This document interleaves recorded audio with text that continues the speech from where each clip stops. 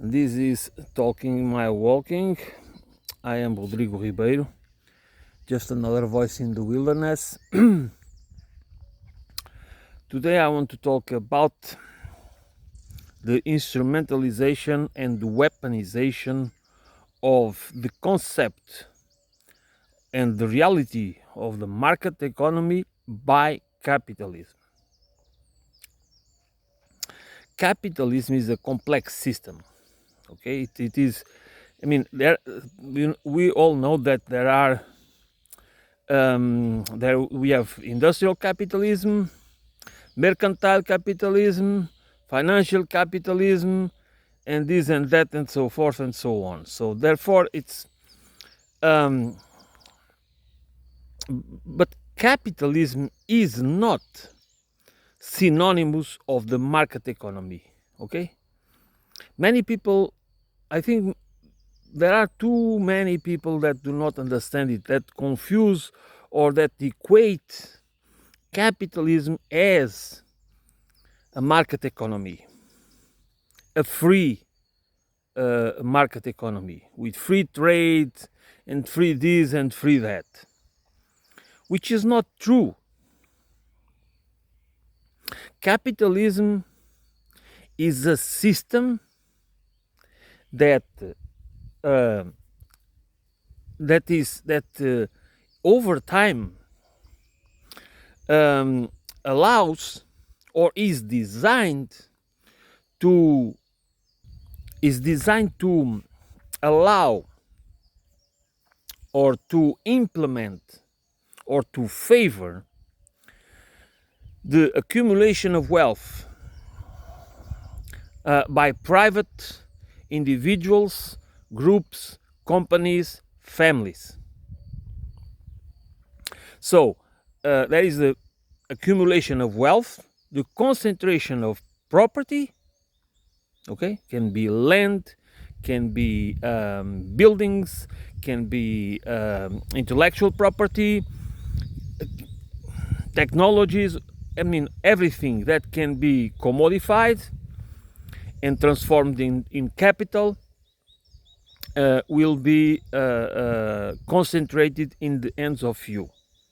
So therefore, capitalism is a system designed for the accumulation of wealth, for the concentration of private property and power, and monopolies, the building of monopolies and cartelization.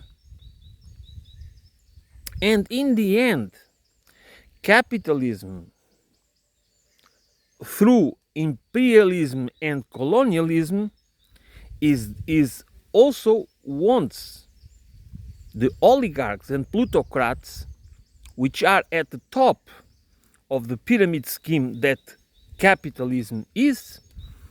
They want to build a global governance that allowed them to control everything. This was the purpose. The epitome of capitalism was and still is. It came from the British Empire, and then it kind of morphed into the Anglo-American imperialism, and now is blatant American imperialism. Okay, it is the Pax Americana, and that is when capitalism. It was the only that when capitalism becomes like they want it to build that's what hegemony is imperialistic capitalism with global governance through the financialization of everything and through the ability to control the local governments, or through many of the the local and national governments and oligarchs,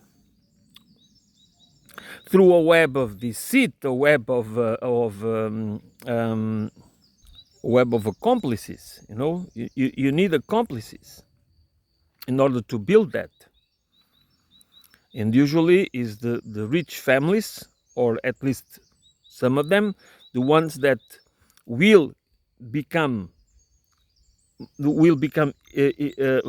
wealthier through allowing through being local managers of the imperialist interests centralized, in this case, in Washington D.C. and Wall Street. So this is what capitalism is. In the end, capitalism and the capitalist class wants to, or pursues, the total control, the hegemonic control, through alliances, through whatever it is necessary to accomplish that goal. This is what capitalism is. Capitalism is not the market economy. Capitalism is the instrumentalization and weaponization of the market economy to achieve hegemony, economic, political, cultural, military, and financial hegemony. This is capitalism. That's why, I mean, people that believe that a market economy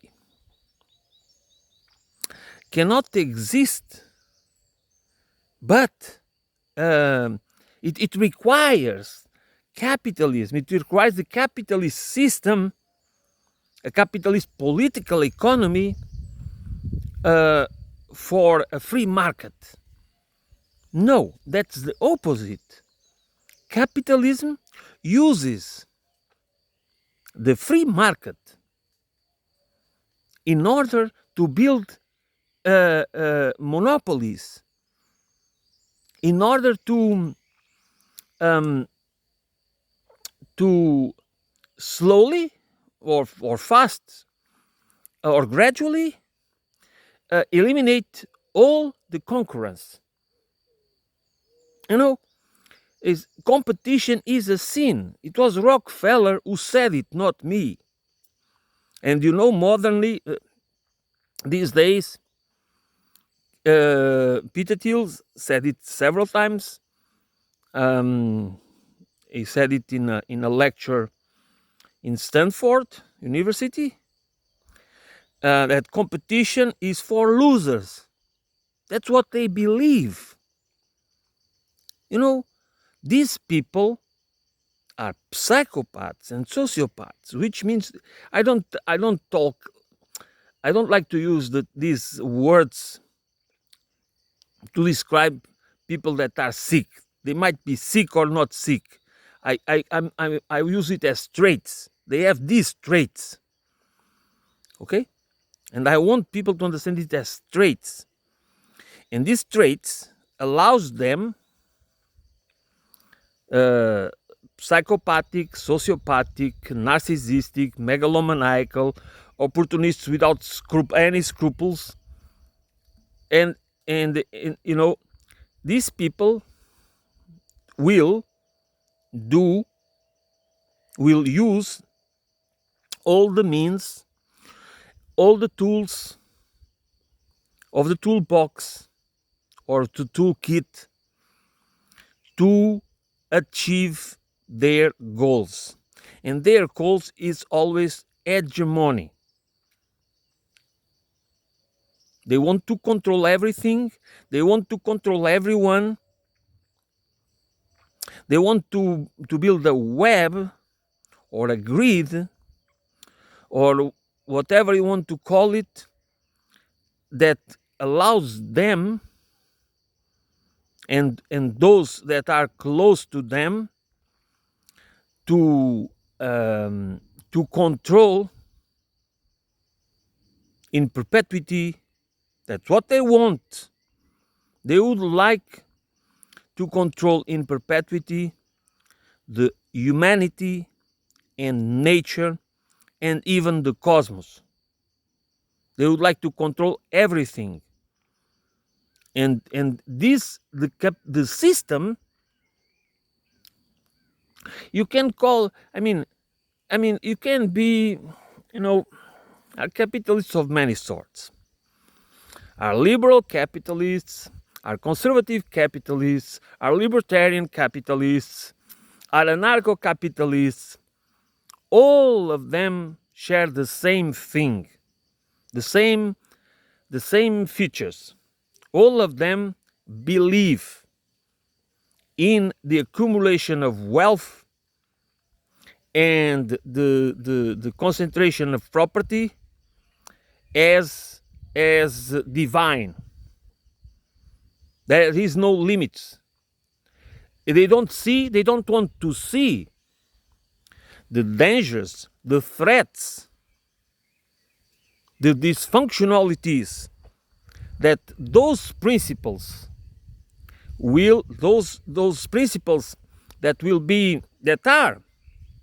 uh, uh, that are codified into law, the law of the land, the international agreements. That's what they want. They don't see, they don't want to see, and they don't care.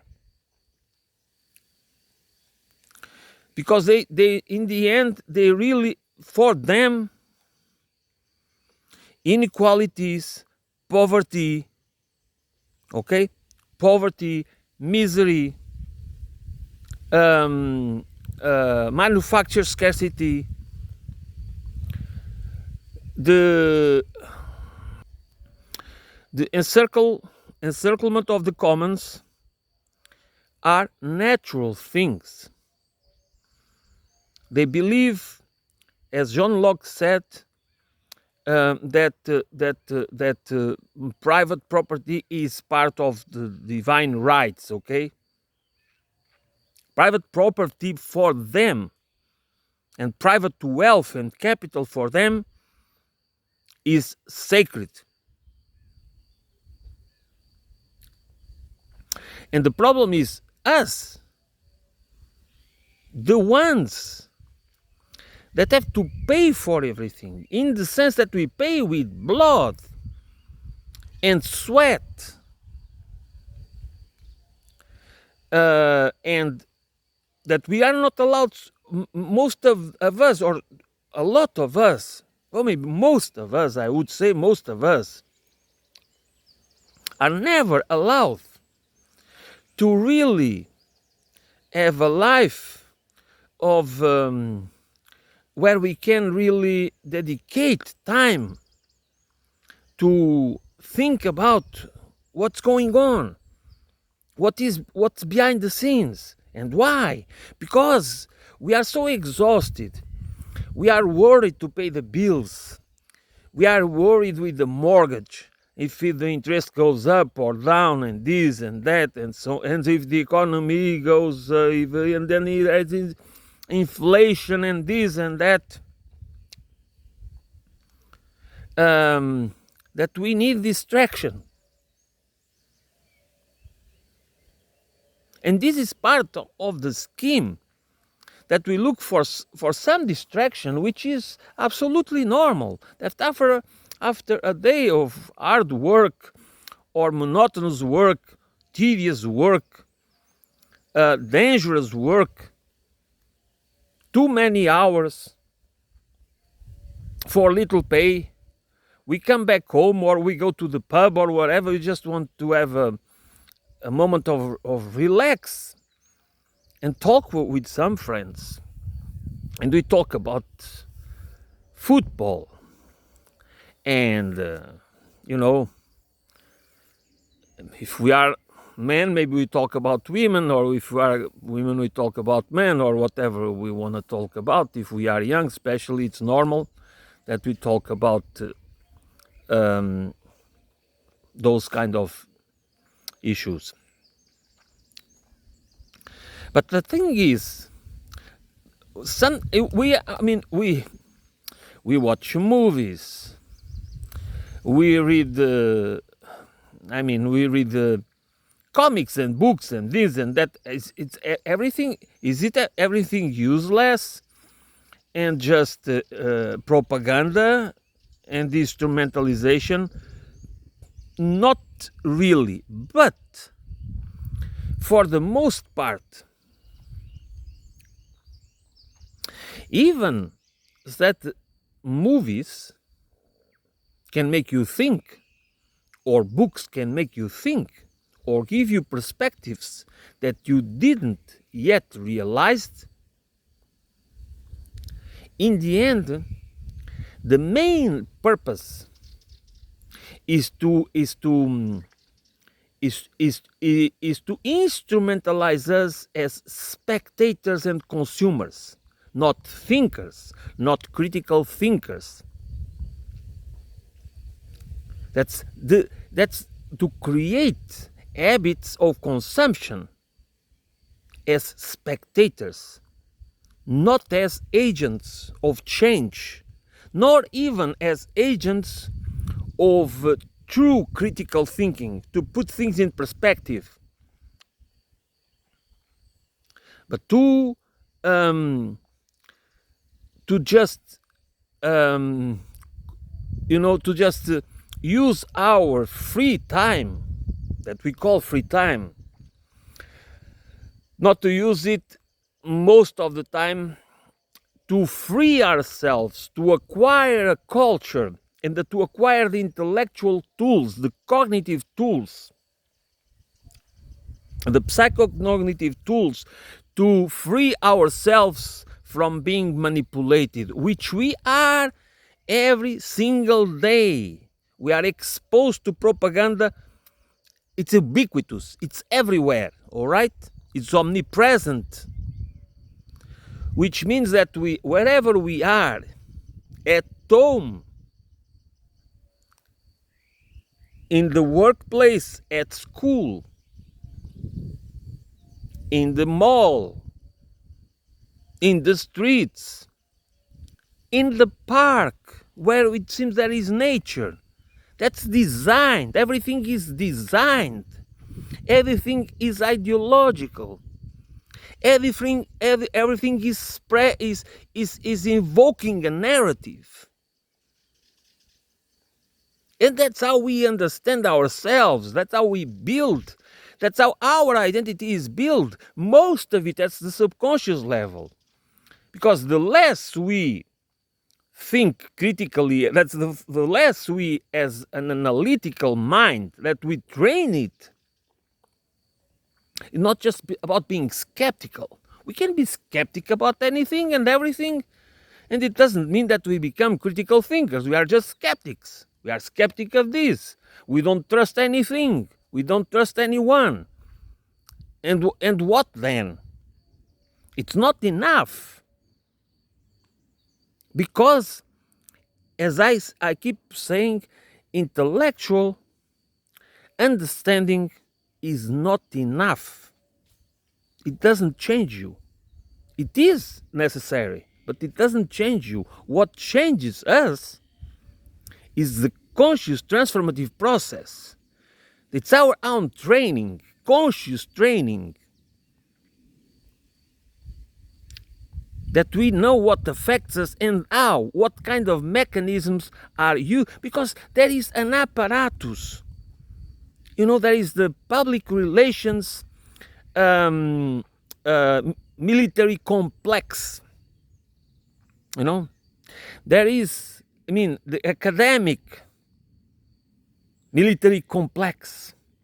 There is the non-profit military complex. Everything is militarized because everything is at war with us and with nature by the same token. And we do not see this as part of the capitalist system, a system that is based in bribery, in deception, manipulation. You can say, or you can't contradict me and say, oh, all the systems are like that. It's not, okay. It's not the point right now. I'm not saying that we are not supposed to be critical about other systems or other ideologies. That's not what I'm proposing. I'm proposing the opposite. I always propose that people should not be call themselves. I mean, I really mean it. We should not stick a label on us. You know, because the moment we stick a label on us and we call ourselves Marxists, Catholics, Christians, you know, and then usually we have more than one stick. Then we have our favorite football club, or our favorite this, or our favorite that, and then we stick labels on us, and it seems as if we could not be ourselves without in reference, because it is emotional, it is an emotional bond, okay, besides it's a psychoaffective bond, besides being an ideological bond and political bond. And then we just start to behave. Not doesn't mean that we become fanatical, but it's already, we are already conditioning our our ability to open, you know, to open the to have a more open-minded, whatever that means, because I mean, you know, that I also defend that we all are indoctrinated and instrumentalized, that we cannot escape it. But we can have a culture that helps us to be more immune to manipulation. Okay, perception manipulation, behavioral manipulation, cognitive manipulation, cultural manipulation. And by culture, I include arts and everything, because everything is part of the same. Within capitalism, commodification and convenience and spectacle and entertainment it all becomes all one thing. It's part of a system that doesn't want us to understand the very socio-cultural condition of the human being and what that implies in our relations, in how we relate to each other and with nature. And everything else. And this is why we need to understand capitalism, these complexities of that capitalism. It seems that those things are not associated with the capitalist system, but they are, because, you know, the sociocultural, ideological reality and all the rest around it, and the socioeconomic and political reality, they reinforce each other. And of course, they condition the way we perceive ourselves, the way we perceive others, how we relate to each other. Because we are, as social beings, we don't understand ourselves without all these references. And if the references that we see, that if what we have in our society is the presumption, the assumption that the life is about being rich, it's a goal.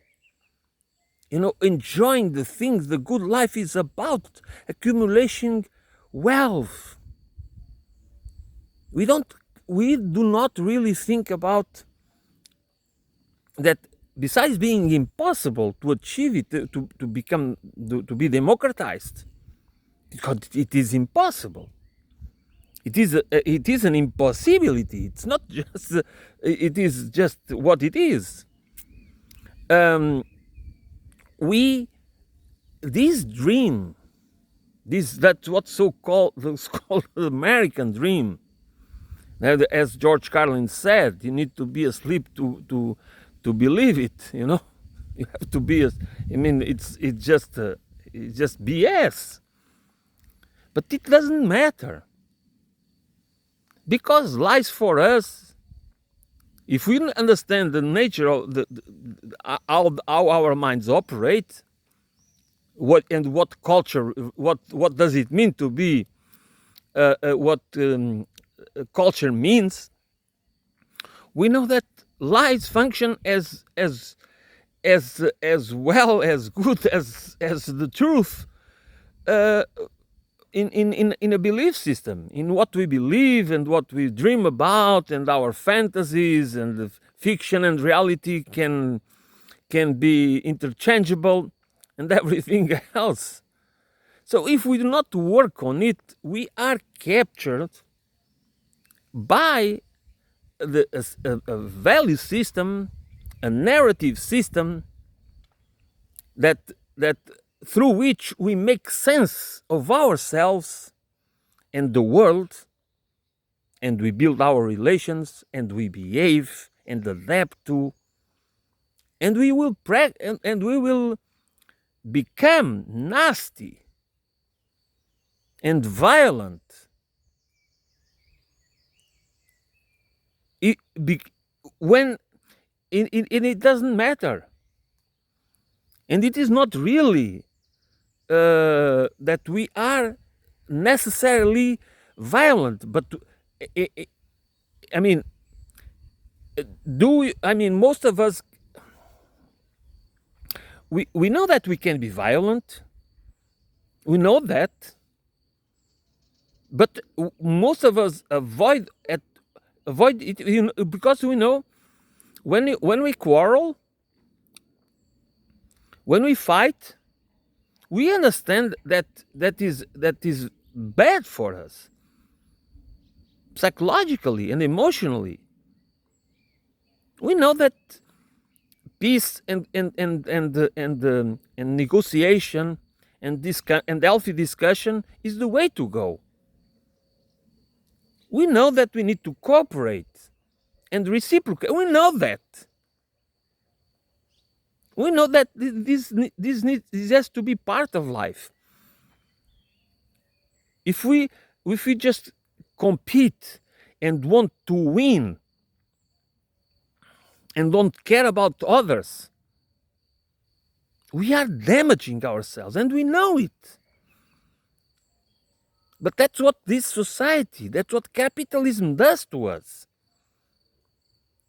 Even to those that understand the nastiness of capitalism, of the capitalist system, that again is not a market economy.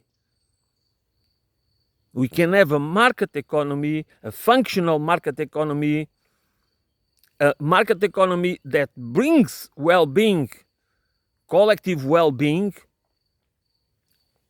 that doesn't transform us into predators of each other, and we can have sufficiency and reciprocity economy, which is what I believe it's a true economy, a socio-ecological economy based on reciprocity and sufficiency, that we can really start to have. I mean, we can build a societal system, and the civilizational system that I call ecological holistic paradigm, civilizational paradigm. And why holistic? Because we need to overcome. We need to what the capitalist narrative, what the capitalist environment, mental environment, mindset that we reproduce just by being alive, okay, is will not allow. We can build a so-called ecological civilization that many people talk about, but we keep reproducing the nastiness of the capitalist system if we do not dare to go into a process, into this conscious transformative process that allows us to understand ourselves, to understand holistically the nature of our socio-cultural condition, and understand how the capitalist system and the imperialist civilizational paradigm, especially this Western European, but not only. Okay, don't I never idealize the Eastern philosophies. I did it when I was in my teens and early 20s, because I was indoctrinated into it to believe that, okay, Western philosophy is blah blah blah, but then that's the Eastern, this no. I don't want to say that the principles of the imperialist civilization, this pyramid scheme, class caste pyramid scheme, that most of us believe it is part, it is inherent, it is not, it's a lie. It has been a convenient lie that, that religion has been used and spirituality has been used to justify it. So religion, especially the religions that divide this mental, which is a capitalist. This has been, this division. It is culture versus nature. It is humanity versus the other life. Okay, we are at war. It's a war. We are at war with each other. We are at war with nature. We have to conquer. We have to dominate. We have to extract, to explore, to enslave. And then we tell us stories, very convenient stories for the ones that control us, that, all right, this is just because it's our nature. There is nothing we can do about it. The same was said about the economy, by Margaret Thatcher. There is Tina. There is no alternative. There is no alternative, and there is nothing, before everything, every right. Everything that every right and every labor right and every social right that we have conquered, it was conquered with fight and blood and sweat by organized labor and organized society and citizenry against those who would tell you that it's impossible. There is thin. We cannot have that. Where do we get the money? As if money is something that is real. Do we eat money?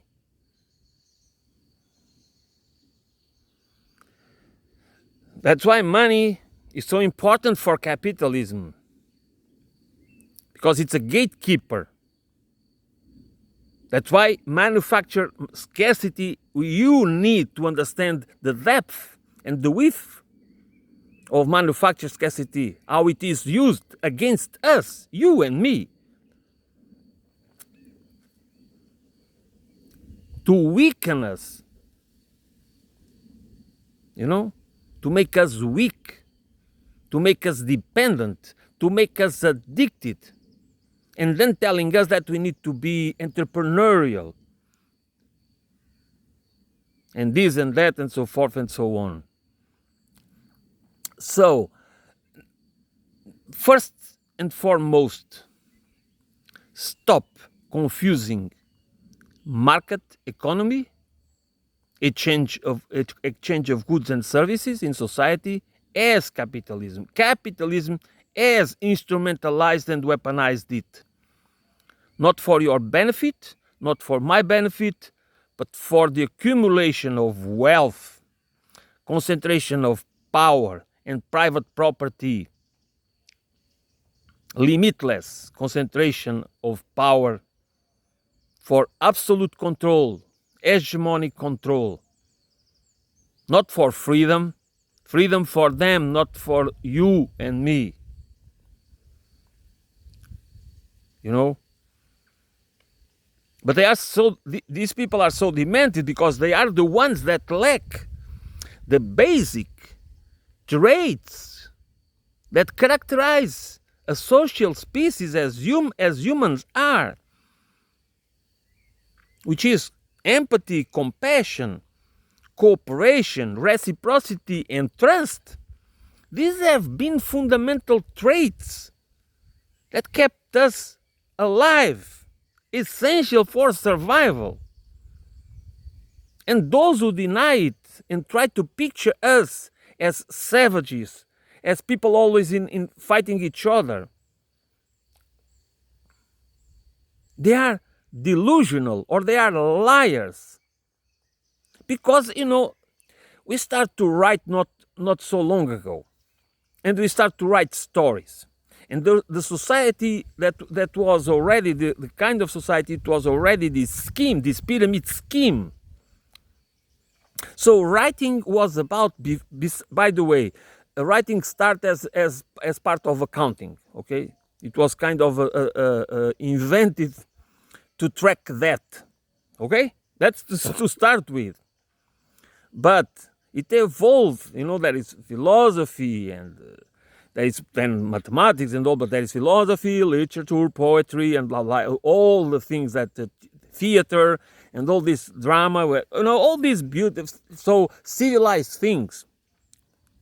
But all these perspectives, they have been built on a system of castes and classes, and they have always been elitist. And they are elitist.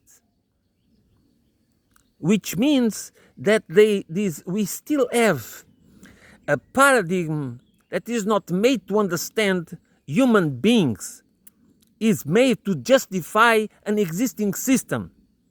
This pyramid scheme that allows some of us to climb the social ladder or whatever. I mean, that is not perfect, my pronunciation. And that allows us to have careers, to be part of the professional managerial class, and to be fantastic, we are the leaders, the saviors, the experts, the authorities, the ones to be the celebrities, the ones to be followed, the entertainers. They are entertainers. That's why info entertainment is so important, has been part of the process by which we are instrumentalized and indoctrinated and instrumentalized in a certain, in having a specific or to work in a certain bandwidth of perception of reality and ourselves and how we build relations with others. And this is nowadays, from long ago, shaped by capitalism, as they shape and they codify into law the mechanisms that allow them to accumulate wealth and the concentration of private property, concentrate private property and power.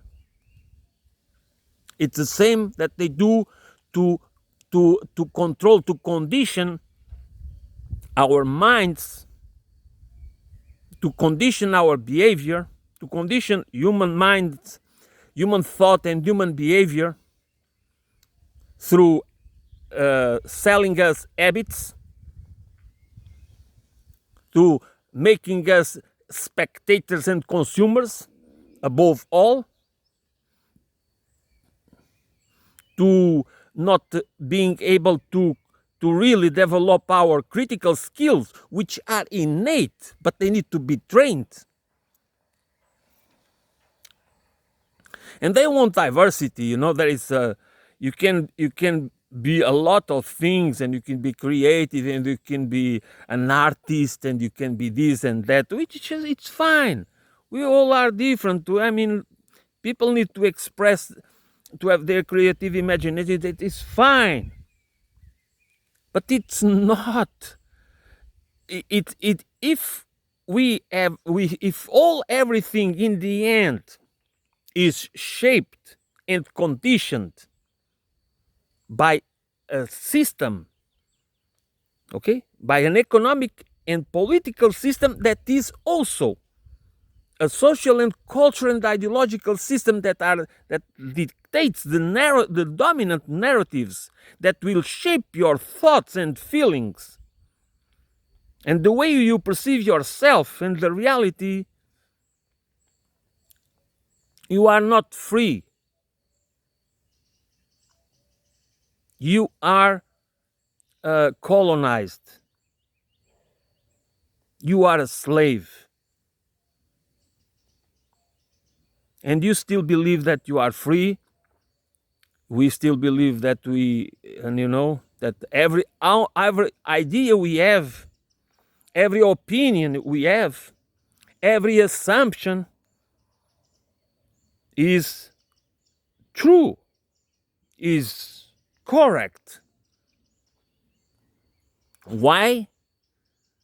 Because we do not even train ourselves to really go into, why do I believe this shit? Why do we keep voting for the same assholes or the same class of assholes? Why do our lives why do we keep losing purchasing power, and everything is getting worse? I mean, there are explanations, there are justifications, but are they real? Are they the whole answer?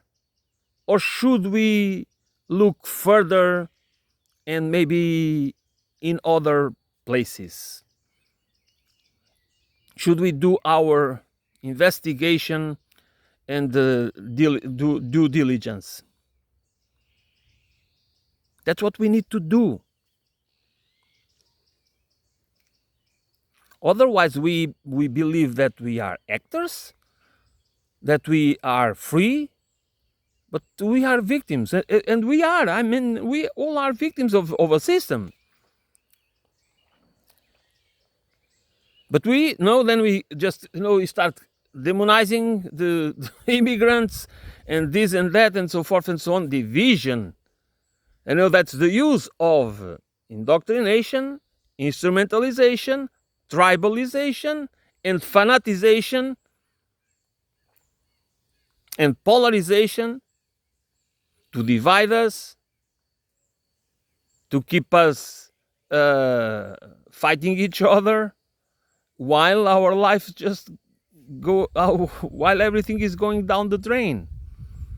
And that's, if you don't understand that this reality has to do with the system that you are supposed to perceive as a market economy, but instead what it is a system that pursues, or the capitalist class, the oligarchs and plutocrats, they pursue monopoly, the monopolization and cartelization of everything,